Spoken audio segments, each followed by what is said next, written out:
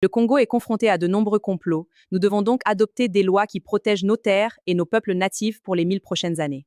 Nous devrions donc adapter nos lois en conséquence. Une loi qui inquiète les étrangers, notamment les infiltrés, mais le Congo n'est pas une terre pour les étrangers. Il existe des natifs de ce pays. Selon moi, cette loi fait partie du nouveau Congo. Écoutons Roger Baka qui l'explique plus en détail. Congolais, nous parlons aujourd'hui de la loi de Père et des Mères, dit la loi Tchani. Encore et une fois de plus, les opportunités, amis téléspectateurs, sont offertes par cette loi pour les Congolais de se reconnaître en tant que Congolais et d'être fiers, mais aussi d'avoir la possibilité de fermer les frontières et de barrer la route à toute personne étrangère ou même certains membres de la communauté internationale qui sont en train de comploter pour balkaniser notre pays. C'est là le leitmotiv de cette loi, selon Noël Tchani, à ce qu'il paraît. Mais beaucoup de personnes, comme nos frères dans le Katanga, beaucoup disent en tout cas que cette loi ne devrait pas passer parce que c'est une loi qui divise les Congolais. Alors, les Congolais, c'est toi. Les Congolais, c'est moi, c'est M. Basile Kokole, c'est M. Doudou Moukoula. Mais c'est vous tous qui nous regardez, très chers amis téléspectateurs. Sommes-nous contre la loi Tchani ou pas?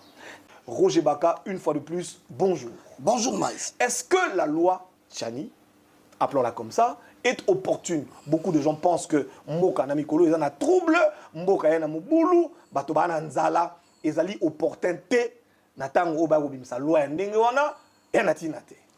Merci beaucoup Maïs Chibangu. Vous savez, la problématique a été soulevée par toi, tu l'as si bien expliqué. Le Congo est victime d'un complot.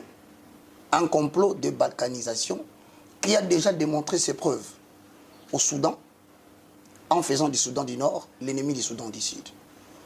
Ce complot a montré ses preuves. Aujourd'hui, le Mali est victime de ce complot. Le Burkina Faso est victime de ce complot. Et les signes avant-coureurs se dessinent à l'est de la RDC. En quoi consiste ce complot? Dans le jour à venir, l'humanité tout entière va traverser une zone de turbulence. Cette zone de turbulence va mettre beaucoup de nations en désarroi. Mais le cas, je l'ai toujours dit, de la République démocratique du Congo est très grave. Pourquoi? Parce que cette mutation que le monde est en train de connaître trouve la République démocratique du Congo dans une phase très dangereuse d'apprentissage démocratique. Et donc, s'il faille savoir d'abord si je suis d'accord ou non, ma réponse est claire. Je suis d'accord avec cette loi, compte tenu le fait que les blocs qui se forment dans le monde sont les suivants. Premier bloc, Europe-Amérique. Ils font bloc. Ils ne pensent plus à d'autres nations si ce n'est que leurs intérêts. 2.